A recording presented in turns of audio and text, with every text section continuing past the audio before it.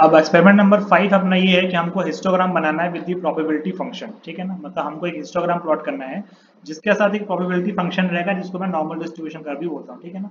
तो बेसिकली हमारा पर्पस क्या है इस पर्टिकुलर प्रैक्टिकल का, हमारा पर्पस ये है कि हमको बताना है कि प्रोसेस मेरी कैपेबल है कि नहीं। हमने जो डेटा एक्सपेरिमेंट नंबर 4 में जनरेट किया है उसी की हेल्प लेकर यहाँ पर मैं आपको बताऊंगा कि हमारी प्रोसेस कैपेबल है कि नहीं, थ्योरेटिकली कैसे होती है और ग्राफिकली कैसे उसको अपन रिप्रेजेंट करते हैं, ठीक है। तो फर्स्ट ऑफ ऑल ये डेटा आपने ऑलरेडी जनरेट करके रखा हुआ है जो यहाँ पे आपको शो हो रहा है, ठीक है। इस डेटा की हेल्प से आपने एक्स बार निकाल लिया। एक्स बार मैंने आपको बताया था कैसे निकालना है, आपको सिर्फ इक्वल्स टू करना है। मैं आपको एक बार वापस बता देता हूँ ताकि आप कंफ्यूज नहीं हो। तो यहाँ पे आपको एक्स बार निकालने के लिए आपको एवरेज करना है, इक्वल्स टू करेंगे अपन एवरेज। जैसे एवरेज करेंगे उसको आपको सेलेक्ट करना है और ये सारे के सारे डेटास को आपको सेलेक्ट कर लेना है अप टू x5, ठीक है ना। और इसके बाद जैसे इसको सेलेक्ट करके अपन ब्रैकेट क्लोज करेंगे और यहाँ से आप इसको एंटर करेंगे, देखो ये मेरा एक्स बार का डेटा निकल करके आ गया 61 पॉइंट समथिंग समथिंग आ रहा है 706। सिमिलरली इसको आप एक्सटेंड कर देंगे नीचे तक तो ये डेटा सबका अलग अलग जो है एक्स बार का निकल के आ जाएगा। तो ये है डेटा पूरा यहाँ से यहाँ तक एक्स बार का डेटा अपने पास आ चुका है, ठीक है। मतलब हमारा हमको बेसिकली इसी को प्लॉट करना है और इसकी हेल्प से हिस्टोग्राम बनाएंगे हम, ठीक है ना। अब इसकी हेल्प से हिस्टोग्राम बनाना है और देखना है कि हमारा जो ये एक्स बार है वो हमारी मतलब जो प्रोसेस कैपेबिलिटी है उसको अचीव कर पा रहा है कि नहीं, ठीक है। सिमिलरली एक्स डबल बार निकालना है तो एक्स डबल बार हमको पता है कितना होता है, x double bar is the average of sample mean. Okay, so यहाँ से आपको अगेन एवरेज निकालना पड़ेगा। तो एवरेज यहाँ से अपन ने फाइंड किया। इस एवरेज में हमने क्या किया, इन सारी वैल्यूज को सेलेक्ट कर लेना है क्योंकि हमारा मीन यही है और इक्वल टू कर देना है आपको यहाँ पर। तो यहाँ पे एक्स डबल बार की वैल्यू निकल कर आ रही है 61.938। अब ये वैल्यू मेरे को अप्लाई करनी है पूरे इस पर्टिकुलर लाइन, इस पर्टिकुलर कॉलम के लिए। तो इसके लिए मैंने बताया था आपको कि हमको इन कॉलम्स को फ्रीज करना पड़ेगा, ठीक है। तो आपको F और 4 के बीच में जाना है और F4 प्रेस कर देना है ना। जैसे F4 प्रेस करोगे तो आपका ये कॉलम जो है फ्रीज हो जाएगा, ठीक है। अब इसको आप एक्सटेंड कर दोगे यहाँ से, तो एक्सटेंड करने पे सारी की सारी वैल्यू हर जगह सेम होके आ जाएगी, ठीक है 61.938। सिमिलरली यहाँ पे रेंज निकाल ली हमने। रेंज मैंने आपको निकालना बताया था कि मैक्सिमम माइनस मिनिमम, तो हर एक रो के लिए मैक्सिमम माइनस मिनिमम किया तो मेरे को रेंज की वैल्यू निकल के आ गई, ठीक है ना।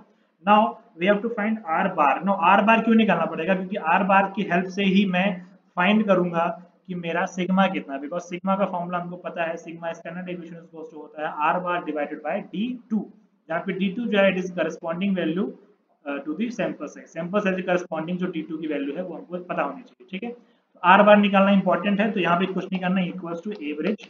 अब जैसे एवरेज करके उसको सेलेक्ट करोगे तो आपको सिर्फ ये जो है सेलेक्ट कर लेना है और इंटर प्रेस कर देना है। इंटर प्रेस करते ही आपके पास आर बार की वैल्यू आ गई है। अब देखो इसको सबके लिए अप्लाई करूँ दिक्कत हो रही है, तो आपने करना है कुछ नहीं, इस पे जाना है और इन वैल्यूज को फ्रीज कर देना है, ठीक है। यहाँ पे जाके आप F4 प्रेस कर दो और एंटर प्रेस कर दो। अब जैसे इसको आप एक्सटेंड करोगे नीचे के लिए तो देखो सारी सारी वैल्यू सेम निकल करके आ गई है, ठीक है। अब बेसिकली अब इस डेटा का कोई रिक्वायरमेंट नहीं है, जो डेटा यहाँ पे बोल्ड फॉर्म में दिख रहा है ना, सिर्फ इन्हीं चारों डेटा की हेल्प अपने को पड़ेगी। तो इनको फाइंड करने के पहले हम यहाँ पे कुछ कांस्टेंट की वैल्यूज निकाल लेते हैं। फॉर n इक्वल्स टू 5 हमको d2 कांस्टेंट की वैल्यू पता है 2.326 होती है, ठीक है ना। Now maximum value in these value, हमको यहाँ इसकी इन वैल्यू में से मैक्सिमम फाइंड करना है। तो निकालने के लिए तरीका क्या है, मैक्स, अब यहाँ पे इसको मैं अगर निकाल के दिखाऊं तो इक्वल्स टू max मतलब मैक्स अपने को लेना है। मैक्स करने के बाद आपको ये डेटा सेलेक्ट कर लेना है, ठीक है। जैसे सेलेक्ट करोगे डेटा तो यहाँ पर मैक्सिमम वैल्यू दे देगा 62.260। सिमिलरली मिनिमम फाइंड करना है, तो मिनिमम के लिए आपको यहाँ पर इक्वल्स टू करेंगे अपन इसको। इक्वल्स टू करने के बाद MIN टाइप करना है और जैसे इसको आप सेलेक्ट करके ये डेटा सेलेक्ट करोगे तो यहाँ से आपको मिनिमम वैल्यू जो है वो निकल करके आ जाएगी। तो ये मिनिमम आ गया, ठीक है। अब हमारी टारगेट वैल्यू कौन है, टारगेट वैल्यू है हमारे रोल नंबर की लास्ट की 2 डिजिट। लास्ट की 2 डिजिट है वो हमारी टारगेट वैल्यू है। So in this case target value is 62 because 62 is the roll number. तो आपके रोल नंबर के अकॉर्डिंग टारगेट वैल्यू अलग रहेगी, ठीक है ना। अब मैंने बताया था कि आपको टारगेट वैल्यू में प्लस माइनस 0.5 mm का स्पेसिफिकेशन लिमिट लेना है। तो हमारी अगर प्लस माइनस 0.5 mm ले रहे हैं तो प्लस 0.5 mm क्या हो जाएगा, यूएसएल, यानी हमारा जो टारगेट वैल्यू है यूएसएल जो है वो हो जाएगा 62.5 और जो हमारा एलएसएल वो हो जाएगा 61.5।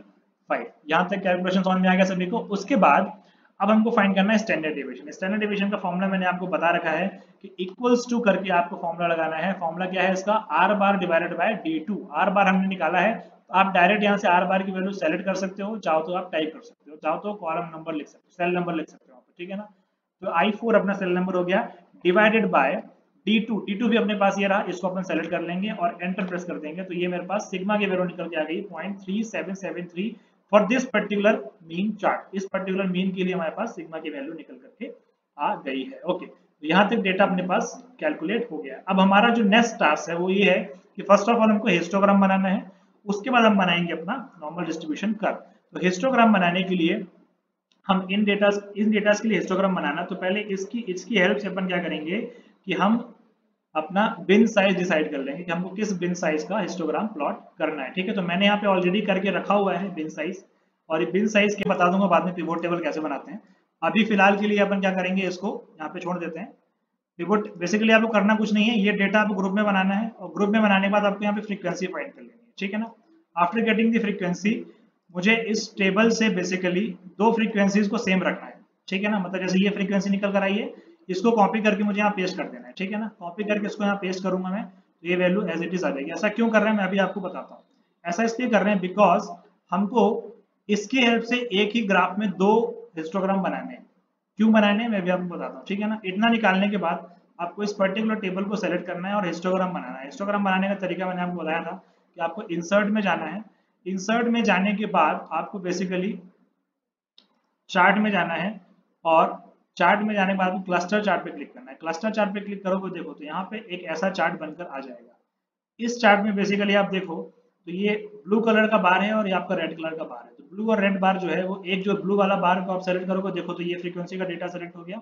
अब रेड वाला बार सेलेक्ट करोगे तो ये फ्रीक्वेंसी का डेटा सेलेक्ट हो गया। तो बेसिकली हमारा पर्पस ही ये करने का इसको कि जब हमारा ब्लू बार है वो हमारा हिस्टोग्राम का काम करेगा, और जो हमारा रेड बार है उसको मैं नॉर्मल डिस्ट्रीब्यूशन में कन्वर्ट करूंगा। ठीक है ना, अब कन्वर्ट कैसे करूंगा वो मैं आपको भी बताता हूँ। ठीक है, ये उसको आप एज इट इज रहने देना और इस चार्ट को आप एज इट इज बना लो। ठीक है, अब बेसिकली यहाँ से हमारा काम स्टार्ट होता है, जिसमें हमें करना ये है कि हमको सबसे पहले नॉर्मल डिस्ट्रीब्यूशन कर्व की अगर मैं बात करूँ तो हमारा हिस्टोग्राम तो बन गया। अब हिस्टोग्राम में नॉर्मल डिस्ट्रीब्यूशन कर्व बनाना है, तो हिस्टोग्राम में नॉर्मल डिस्ट्रीब्यूशन कर्व बनाने के लिए हमको पता होना चाहिए कि नॉर्मल डिस्ट्रीब्यूशन के लिए हमें क्या क्या डेटा की रिक्वायर्ड होती है। तो नॉर्मल डिस्ट्रीब्यूशन कर्व के लिए हमें दो ही डेटा रिक्वायर्ड है, एक होता है मीन, दूसरा होता है स्टैंडर्ड डेविएशन। ठीक है ना, तो मीन की वैल्यू तो अपने पास है, मीन की वैल्यू अपने पास कितनी है भैया, एक्स डबल बार जो है वो मेरा मीन है, 61.938 इज माई मीन वैल्यू। अब हमको सिग्मा की वैल्यू फाइंड करनी है, तो सिग्मा भी अपने पास है, बट हमको क्या करना है, हमको ±3 सिग्मा की वैल्यू चाहिए। तो अब जो मीन वैल्यू है, मीन से अगर मैं -3 सिग्मा साइड जाऊं, कहाँ जाऊं, -3 सिग्मा की तरफ जाऊंगा, तो बेसिकली मैं उस नॉर्मल डिस्ट्रीब्यूशन कर्व के एक एंड पे आ जाऊंगा, एक मतलब एक छोर पे आ जाऊंगा मैं।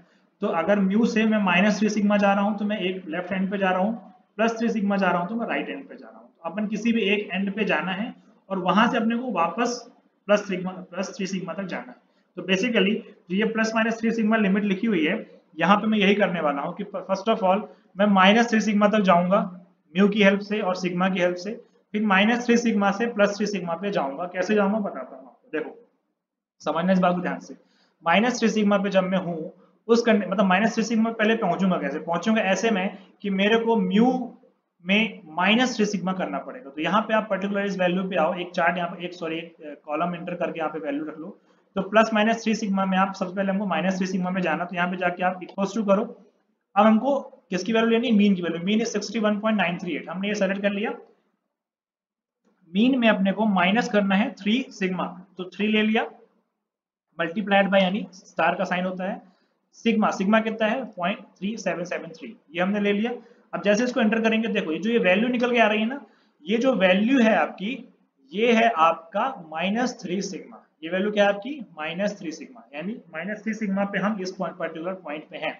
अब -3 सिग्मा से मैं कितने पॉइंट्स मतलब कितने इंटरवल में आगे बढ़ूं कि मैं +3 सिग्मा तक पहुंच जाऊं। इसको समझने से पहले ये डिसाइड करना पड़ेगा कि हमको बेसिकली कितने नंबर ऑफ पॉइंट्स रखने पड़ेंगे। तो मैंने आपको जब नॉर्मल डिस्ट्रीब्यूशन का पढ़ाया था तो उसमें मैंने एक सेंट्रल टेंडेंसी थ्योरम का जिक्र किया था। सेंट्रल टेंडेंसी थ्योरम बेसिकली क्या कहती है कि when your sample size starts increasing, जब सैंपल साइज आप बढ़ाते जाते हो तो आपका जो चार्ट है वो नॉर्मल डिस्ट्रीब्यूशन कर्व में कन्वर्ट होता जाता है, यानी आपका जो डिस्ट्रीब्यूशन है वो नॉर्मल डिस्ट्रीब्यूशन में कन्वर्ट होना शुरू हो जाता है। तो उस कंडीशन में अगर आप चार्ट जब बना रहे हो तो आपको मैंने बोला था कि मिनिमम अगर 100 पॉइंट्स आप लोगे तो 100 पॉइंट्स लेने पर क्या होगा कि जो आपका चार्ट है वो नॉर्मली डिस्ट्रीब्यूट हो जाएगा। तो बेसिकली हमें एक ऐसा इंटरवल जनरेट करना है जिसको अगर मैं इस पे कंटिन्यूसली सक्सेसिवली ऐड करता चलूं, ऐड करते करते क्या हो वो अपने को +3 सिग्मा पे जाकर ले जाए, जैसे अपन 100 नंबर पॉइंट पे पहुंचे। तो वो कैसे निकलेगा, वो ऐसे निकलेगा कि हमको बेसिकली इस टोटल डिस्टेंस को अगर मैं 100 से डिवाइड कर दूं तो मेरे को वो पॉइंट निकल के आ जाएगा कि हाँ इस वैल्यू को अगर मैं ऐड करता चलूंगा तो मैं अपने टारगेट तक पहुंच जाऊंगा, ठीक है ना।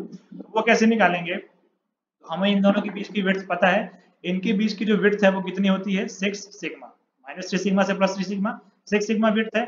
इसको अगर मैं 100 से डिवाइड कर दूं तो हमको 100 नंबर ऑफ पॉइंट्स मिल जाएंगे, ठीक है ना। तो आप एक छोटा सा यहाँ पे मैंने सेल ले लिया है, इसमें इक्वल्स टू करेंगे, इक्वल्स टू करना है 6 सिग्मा डिवाइडेड बाय 100, ठीक है ना। तो यहाँ से अपने ब्रैकेट लगाया 6 मल्टीप्लाइड बाय सिग्मा की वैल्यू हमने निकाली इतनी, यहाँ पे इसको सेलेक्ट किया और यहाँ से ब्रैकेट कर दिया क्लोज, डिवाइडेड बाय 100। हमने 6 सिग्मा डिस्टेंस को 100 पार्ट्स में डिवाइड कर दिया है। जैसे एंटर करेंगे तो ये वैल्यू निकल कर आ रही है 0.026, मतलब अगर मैं इस पर्टिकुलर वैल्यू में इसको 100 टाइम्स ऐड कर दूंगा ना मैं, तो +3 सिग्मा पे पहुंच जाऊंगा। अभी -3 सिग्मा पे हूँ, इसमें अगर मैं 100 टाइम्स इस वैल्यू को ऐड करता चलूंगा सक्सेसिवली तो मैं अपने टारगेट तक पहुंच जाऊंगा। तो अगले कॉलम में जाना है, एक तो इक्वल्स टू प्रेजेंट पे आपको क्लिक करना है और इसको सेलेक्ट करना है। आफ्टर सेलेक्टिंग दिस आपको प्लस साइन पे जाना है और प्लस साइन पे जाने के बाद आपको इसको सेलेक्ट कर लेना है, ठीक है ना।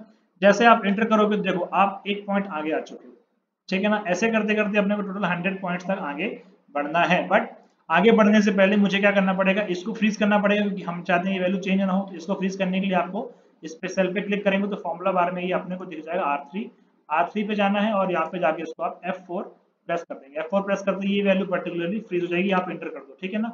अब आप इससे जैसे जैसे आगे बढ़ते जाओगे ना तो देखो ये वैल्यू उसी इंटरवल में आगे बढ़ती जाएगी, ठीक है ना। और जैसे इसको आप आगे बढ़ते बढ़ते नीचे लेकर आओगे तो अपन सीधे सीधे पहुंच जाएंगे +3 सिग्मा पे, ठीक है ना। मैंने यहाँ पे ऑलरेडी 100 कॉलम्स में इसको डिवाइड करके रखा है 100 रोज में, तो मैं आपको यहाँ पे दिखा देता हूँ। जैसे ही अपन नीचे पहुंचेंगे ये देखो इस पर्टिकुलर पॉइंट पे मैं पहुंच गया +3 सिग्मा पे, मतलब 63.070 जो है वो +3 सिग्मा है। आप चेक करने के लिए क्या कर सकते हो कि 61.98 पे 61.938 पे आप +3 सिग्मा कर दो, इस 3 सिग्मा को ऐड कर दोगे तो हमको ये वैल्यू मिल जाएगी, क्या मिल जाएगी 63.070 मिल जाएगी, ठीक है ना। ये वैल्यू अपने को निकल गई। अब बेसिकली ये वैल्यू क्या है, ये वैल्यू हमारी इस x एक्सिस की वैल्यू है, मतलब हम अभी यहाँ पर थे जब हम 60.807 आए तो हम समथिंग यहाँ पर थे और यहाँ से हमने 100 इंटरवल्स में एक एक इंटरवल में आगे बढ़ते गए और बढ़ते बढ़ते हम पहुंच गए +3 सिग्मा पे। तो हमको x एक्सिस की सारी वैल्यूज मिल चुकी है। अब उस x एक्सिस के करस्पॉन्डिंग हमको नॉर्मल डिस्ट्रीब्यूशन कर्व में प्रोबेबिलिटी फंक्शन की वैल्यू चाहिए। तो मैंने आपको बताया था कि नॉर्मल डिस्ट्रीब्यूशन कर्व जब प्लॉट करते हैं तो डिस्ट्रीब्यूशन कर्व का हर एक पॉइंट प्रोबेबिलिटी डिस्ट्रीब्यूशन फंक्शन को रिप्रेजेंट करता है और area under the normal curve क्या रिप्रेजेंट करता है, probability of that particular function, उस पर्टिकुलर फंक्शन का प्रोबेबिलिटी को रिप्रेजेंट करता है। तो बेसिकली जो हमारा नॉर्मल डिस्ट्रीब्यूशन कर्व प्लॉट होगा उसका हर एक पॉइंट जो है वो प्रोबेबिलिटी डिस्ट्रीब्यूशन फंक्शन को रिप्रेजेंट करता है, यानी पीडीएफ को रिप्रेजेंट करता है। तो हमको पीडीएफ फाइंड करना पड़ेगा उसके लिए। अब पीडीएफ फाइंड करने के लिए अपने पास फॉर्मूला क्या होता है, तो पीडीएफ फाइंड करने के लिए फॉर्मूला हम एक्सेल पे लगाएंगे, एक्सेल पे हमारे पास फॉर्मूला उसका अवेलेबल है और उसकी हेल्प से अपन यहाँ पर देखेंगे कि हमारा प्रोबेबिलिटी डिस्ट्रीब्यूशन फंक्शन क्या होता है, ठीक है ना।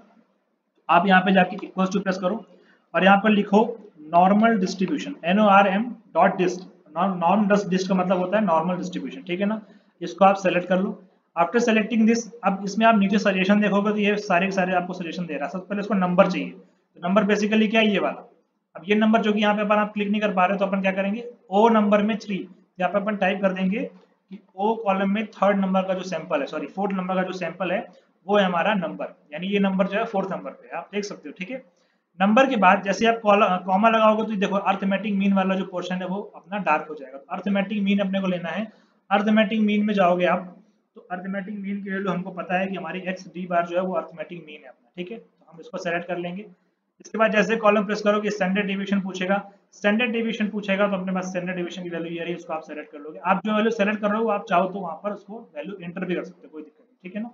और जैसे आप कॉमा प्रेस करोगे तो पूछेगा return the cumulative distribution function, तो यहाँ पे आपको फॉल्स टाइप कर देना है, FALSE, ठीक है ना। फॉल्स टाइप कर दोगे तो ये अपने पास बेसिकली हम, हालांकि इस पर्टिकुलर इसमें फॉल्स और ट्रू फॉल्स नहीं पूछ रहा है, पर आप जो एक्सेल यूज करोगे उसमें ट्रू और फॉल्स पूछेगा। ट्रू मतलब क्यूमुलेटिव चाहिए, फॉल्स मतलब हमको प्रोबेबिलिटी फंक्शन चाहिए, तो हमको प्रोबेबिलिटी फंक्शन चाहिए, ठीक है ना। जैसे आप एंटर करोगे तो यहाँ से क्या होगा, बेसिकली एंटर करने के बाद हमारा जो वैल्यू है वो निकल कर कुछ आ जाएगी अपने पास इतनी, ठीक है ना। प्रोबेबिलिटी डेंसिटी फंक्शन की वैल्यू यहाँ पर निकल गई। बेसिकली हुआ ये है कि इस एक्स एक्सिस पॉइंट के करस्पॉन्डिंग हमको डिस्ट्रीब्यूशन का पहला पॉइंट ही मिल गया है, और हम इन सारे पॉइंट्स को मैच करते करते हम अपना डिस्ट्रीब्यूशन इस पे ऐसे प्लॉट करेंगे, ठीक है ना। तो अब ये हमको निकल कर आ गया है, अब इसमें जाना है और जो वैल्यू चेंज हो सकती है उसको अपन को फ्रीज करना है। तो अपने को G4 को फ्रीज करना पड़ेगा, G4 को हमने फ्रीज कर दिया, M9 को हमने फ्रीज कर दिया, ठीक है ना, क्योंकि ये चेंज नहीं होना चाहिए। और इसको पकड़ के आप नीचे तक खींच दोगे तो हमारी सारी की सारी वैल्यू प्रोबेबिलिटी डिस्ट्रीब्यूशन फंक्शन की आ जाएगी, ठीक है ना। अब एक यहाँ पे मैं आपको चीज दिखाता हूँ। फर्स्ट जो -3 सिग्मा की वैल्यू है वो कितनी है, 0.0117। अगर हमने सही प्लॉट किया तो ये सेम वैल्यू अपने को +3 सिग्मा पे मिलेगी, ठीक है। अगर सेम हमने सही प्लॉट किया है तो हमको ये वैल्यू +3 सिग्मा पे मिलनी चाहिए, because magnitude wise value same होती है, भले इसका साइन अलग अलग हो। तो मैं जैसे इसको नीचे लेकर आऊंगा तो मैं आपको दिखाता हूँ, ये देखो, ये देखो, आप देख सकते हो यहाँ पर हमारा वैल्यू कितनी आ रही है, 0.0117। मतलब हम +3 सिग्मा पे पहुंच चुके हैं, बिकॉज हमारा जो डिस्ट्रीब्यूशन है वो प्रॉपरली आया है -3 सिग्मा से +3 सिग्मा के बीच। अगर इसमें मैं आपको मीन वैल्यू दिखाऊं, मीन वैल्यू मेरी कितनी है, 61.938, ठीक है। वो कहाँ पे मेरी ये आई 61.938 वैल्यू है। इसके करस्पॉन्डिंग जो वैल्यू है वो कितनी आ रही है, 1.0574। ये हमारा प्रोबेबिलिटी डिस्ट्रीब्यूशन फंक्शन है। इसके ऊपर और नीचे की वैल्यू देखो सेम है, 1.005, और ऊपर की वैल्यू देखो 1.049, 1.049, 1.0404, 1.0404, 1.0273, 1.0273। मतलब क्या हुआ, इस पर्टिकुलर पॉइंट से हमारा जो चार्ट है वो सिमेट्रिक बना है, यानी नॉर्मली डिस्ट्रीब्यूट हुआ है। मतलब हमारा जो कैलकुलेशन वो एकदम सही है, ठीक है ना। अब चलो, ये तो हो गया कैलकुलेशन वाला पार्ट। अब कन्वर्ट कैसे करेंगे वो देखते हैं। तो आफ्टर सेलेक्टिंग दिस डेटा, ये आपको यहाँ पे इस पर क्लिक करना है और इस पर राइट क्लिक करना है, ठीक है। जब आप रेड कॉलम सेलेक्ट करोगे ना, तो रेड कॉलम सेलेक्ट करते देखो ये वाला जो पोर्शन है वो हाईलाइट हो जाएगा। इस पर आपको राइट क्लिक करना है और चेंज सीरीज चार्ट टाइप में जाना है, ठीक है ना। चार्ट टाइप में जाने के बाद जब कॉम्बो में जाओगे आप, तो कॉम्बो में जाने पर आपको ये दो ऑप्शन दिख रहे हैं, एक फ्रीक्वेंसी क्लस्टर कॉलम, एक फ्रीक्वेंसी लाइन कॉलम। तो अपने को पहला वाला नहीं लेना है, अपने को सेकंड वाला लेना है, ठीक है ना। इस लाइन में जाके आपको स्मूथ कर बनाना है इसको, तो ये स्कैटर XY स्कैटर में जाके ये वाला ऑप्शन सेलेक्ट कर लेना है, ठीक है ना। जैसे इसको सेलेक्ट करके आप क्लिक करोगे तो अपने पास ये बनकर तैयार हो जाएगा, ठीक है। तो ये अपने पास बनकर रेडी हो जाएगा और इसको अपन यहाँ पर दिखा देंगे, ठीक है।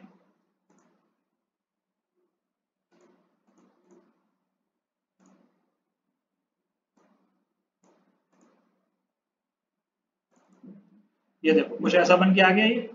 अब बेसिकली हुआ ये कि जो रेड वाला हमारा जो चार्ट था वो हमारा नॉर्मल डिस्ट्रीब्यूशन में कन्वर्ट हो गया। अब नॉर्मल डिस्ट्रीब्यूशन में तो कन्वर्ट नहीं हुआ, वो सिर्फ स्मूथ कर्व में कन्वर्ट हुआ है।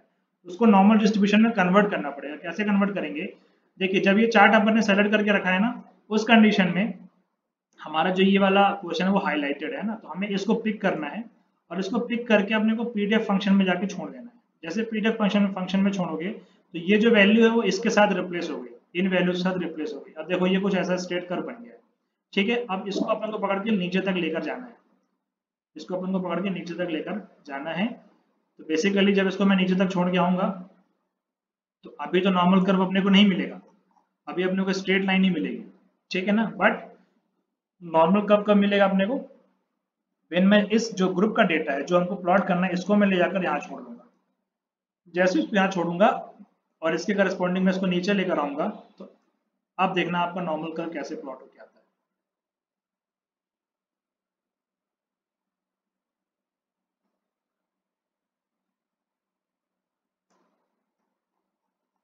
ये देखो मैंने बेसिकली किया कुछ नहीं है, पहले फ्रीक्वेंसी ग्राफ बनाया है। फ्रीक्वेंसी ग्राफ बनाने के बाद ये दो डेटा जनरेट किए हैं और इसकी हेल्प से मैंने इस डेटा को इससे रिप्लेस कराया। तो देखो ये नॉर्मल स्मूथ नॉर्मल कर्व बनकर यहाँ पर चल के आ रहा है, एग्जैक्टली स्मूथ बन के आ रहा है, ठीक है ना। तो ये बेसिकली हमारा नॉर्मल डिस्ट्रीब्यूशन कर्व है जो इसको रिप्रेजेंट कर रहा है कैसे हमारा नॉर्मल डिस्ट्रीब्यूशन काम करता है, ठीक है ना। अब इस पर्टिकुलर चार्ट में अगर आप देखो तो आपको यहाँ पे क्या समझ में आएगा, देखो 62 मेरी क्या है, 62 इज माई टारगेट वैल्यू 62 है। 61.5 जो है वो लोअर स्पेसिफिकेशन लिमिट है, 61.5 ये रही, ये आपका 61.5, ठीक है। ये 62.5 यूएसएल हो गया आपका। तो अगर यहाँ से मैं स्ट्रेट लाइन ड्रॉ कर दूं ऐसे ऐसे, तो आप देख सकते हो कि मेरा जो इधर वाला पोर्शन है, जो इधर वाला पोर्शन है वो क्या है, वो हमारा लिमिट के बाहर जा रहा है। मतलब हमारी जो प्रोसेस है वो कैपेबल नहीं है। तो बेसिकली आपको इन्हीं डिफेक्ट्स को कैलकुलेट करके निकालना है कि बेसिकली ऐसा क्यों हो रहा है और हमारा जो प्रोसेस है वो कंट्रोल लिमिट के बाहर क्यों जा रही है। उसके लिए अपने को नंबर ऑफ डिफेक्टिव्स फाइंड करने, ठीक है। So this is your basically your known as your normal distribution या हिस्टोग्राम विथ प्रोबेबिलिटी फंक्शन, ठीक है ना। तो अब इसमें आप कुछ पूछना चाहो तो यू कैन आस्क मी।